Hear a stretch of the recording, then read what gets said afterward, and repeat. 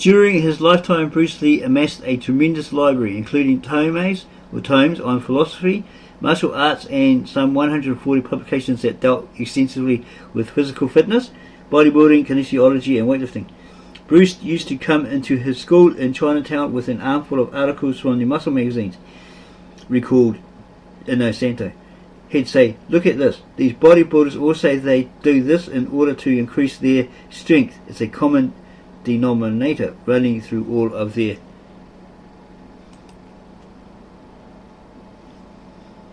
writings."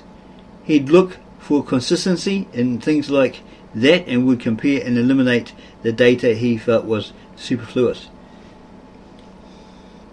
After much research and with the help of two of his closer friends and students in the Bay Area, Lee devised a 3 days per week bodybuilding program that he felt fit his needs perfectly. According to Alan Joe, James Lee and Dan Santo introduced Bruce to the basic weight training techniques. They used to train with basic exercises like squats, pullovers and curls for about 3 sets each. Nothing really spectacular, but we were just getting Bruce started.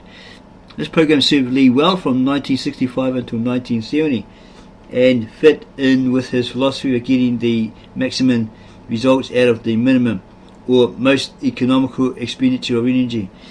The every other day schedule he used allowed for the often neglected aspect of recovery. Lee coordinated his bodybuilding workouts so they fell on days when he wasn't engaged in either endurance enhancing or overly strenuous martial arts training. The program worked like magic, increasing his body weight from 135 pounds to at one point just over 165. Lee geared his training for function rather than sheer muscle size. However, and he incorporated the 3 core tenets of total fitness in his bodybuilding routine: stretching for flexibility, weight training for strength, and cardiovascular activity for his respiratory system. In other words, he was the original cross trainer. Here's the weight routine he put together. He performed it on Tuesdays, Thursdays and Saturdays. Here it is here.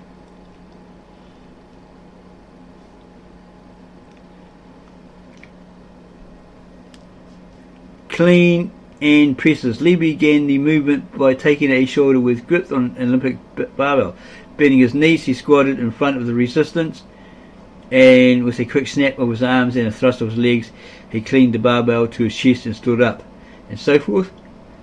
He goes on about squats, pullovers, bench presses, good mornings, and that's where he had the accident. A word of caution about this exercise. Lee performed it to strengthen his lower back, but one day in early 1970 he loaded the bar with 135 pounds and without a warm-up proceeded to knock off 8 repetitions.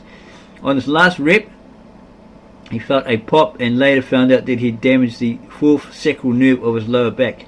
As a result, he experienced incredible back pain for the rest of his life. That's not to say this movement is without merit. Just make sure you do an adequate warm-up before you perform.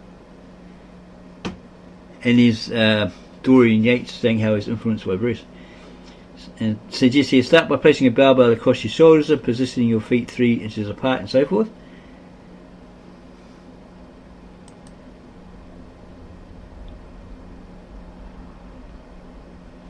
Bruce Lee's physique was way ahead of its time. It simply transcended that of most athletes, especially martial artists. I say this because I myself am a martial artist. You can plainly see that he was a fanatic about his body, and it was built by reading about and implementing a lot of different skills. You can tell by his physique that he had put in a lot of hours in the gym in order to be the best at what he did, which was martial arts. I was very impressed by his physique. Look at his lats, his abs, his cuts. Now, as a professional bodybuilder, I can relate even more to it than I could when I was just a martial artist. As far as I'm concerned, he's in a category that's way beyond us. He not only wanted to look good, which he accomplished, but he wanted to be good.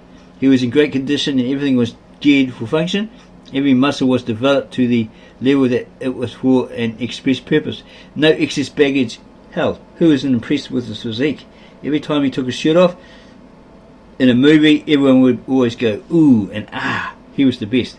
Flex Wheeler is one time owner of a certain gym. Okay, going beyond routine. According to Dan Inosanto, Bruce Lee didn't just train with the above listed exercises or the prior listed exercises, but he also incorporated weight training into his martial arts workouts. Bruce always shadow boxed with small weights in his hands, and he did a drill in which he punched for 12 series in a row, 100 punches per series, using a pyramid system of 1, 2, 3, 5, 7 and 10 pound weights. And then he reversed the pyramid and went 10, 7, 5, 3, 2, 1 and finally 0 weight. He had Dan do this drill with him, and man, what a boon you got in your delts and arms. It didn't stop there. However, when Lee wasn't training with weights in his martial arts workout or during one of his 3 whole bodyweight training sessions, he could be found curling a dumbbell that he kept in the office of his house. He was always using that dumbbell, Linda Lee recalled. Bruce had the unique ability to do several things at once. It wasn't at all unusual for Linda to find him watching a boxing match on TV while simultaneously performing a full side split, reading a book in one hand and pumping a dumbbell in the other. Incredible abs. By far the most impressive of Lee's body parts were his abdominal muscles, which he trained daily. Bruce always felt that if your stomach wasn't developed, then you had no business getting in the ring. Maybe this was Ted Wong. Said Linda Lee added that her husband was fanatic about ab training. He was always doing sit-ups, crunches, Roman chairs, movements, leg raises and V-ups. Chuck Norris has gone on record recalling the time he went to visit Lee and saw his friend bouncing young Brandon on his abdomen while simultaneously performing dumbbell flies for his pecs and doing leg raises for his abs, all while lying on the floor watching television. In order to improve his gripping and punching power, Lee became an avid devotee of forearm training. While many champion bodybuilders shy away from direct forearm work, Lee made a point to train his daily. He was a forearm fanatic, Linda said, laughing. If ever any bodybuilder, such as Bill Pearl, came up with a forearm course, Bruce would have to get it. Lee even commissioned an old friend of his from San Francisco, George Lee, no relation, to build him several gripping machines, to which Lee added weights for additional resistance.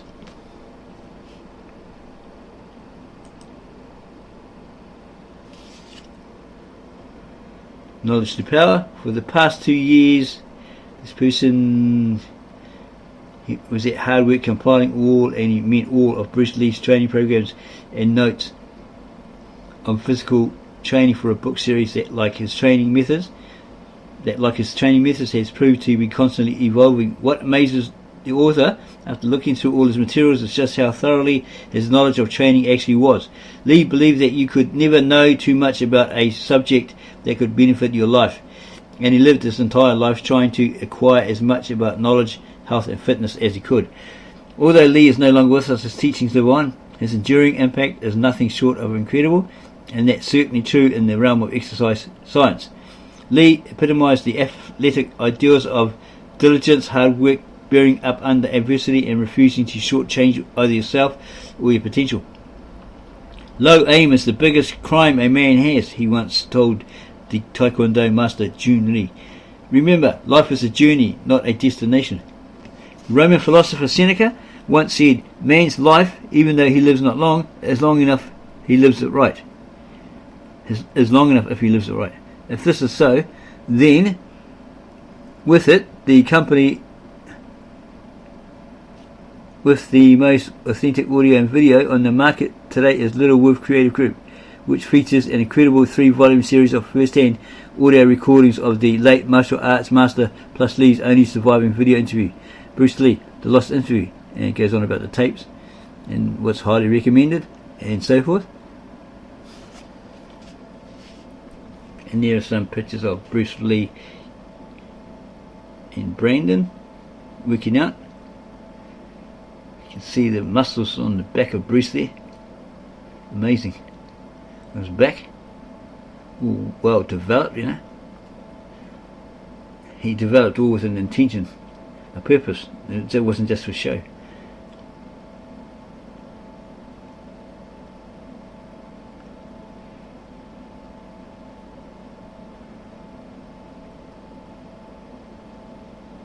Some more information here, part 2.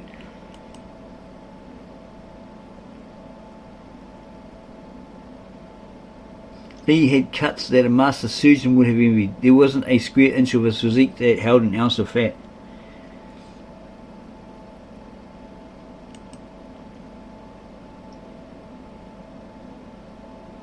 John Little and the return of Bruce Lee's muscle machine, the circuit trainer, etc.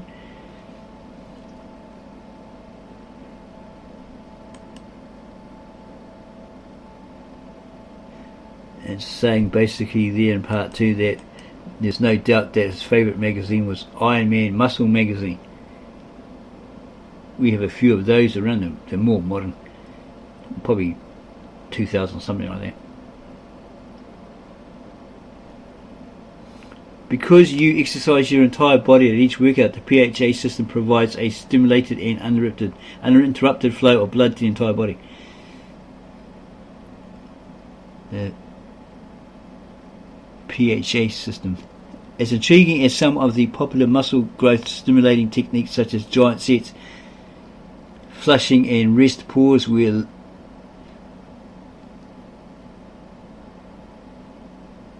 Lee was drawn to the radical PHA system, which was in fact the complete opposite of flushing or pumping.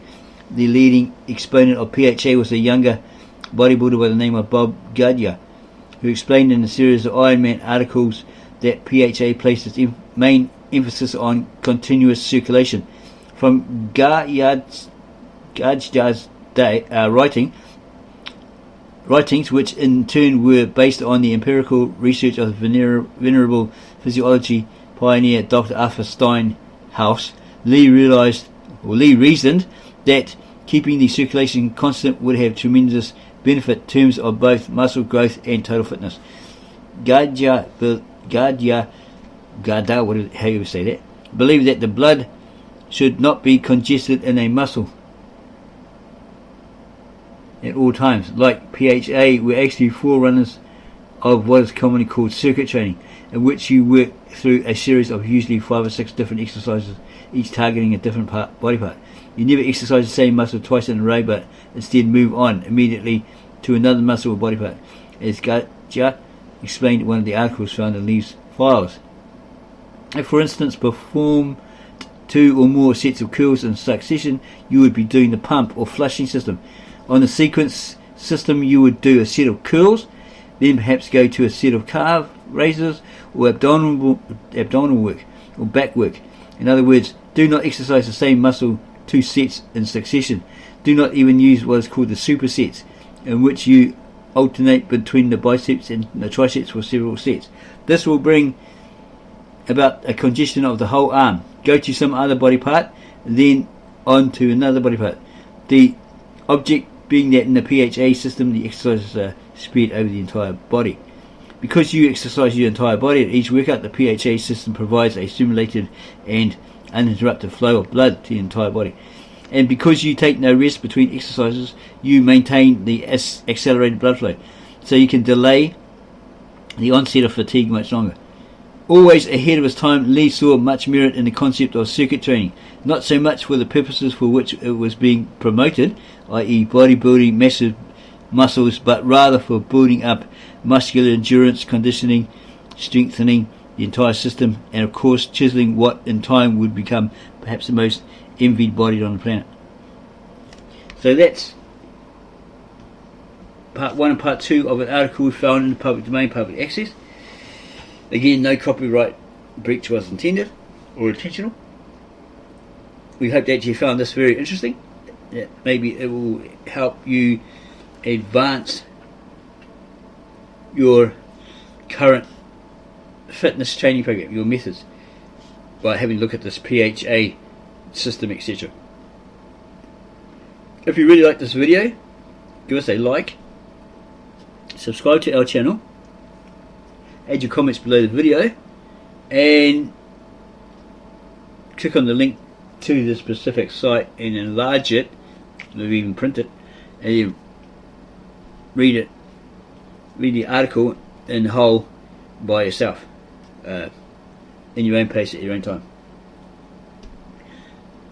Yeah, so don't forget to give us a like, subscribe, add your comments, and then go share this video with all your family and friends that are into the gym, getting fit, healthy, etc., etc. This may be a great help to them, especially that PHA system that Bruce Lee used.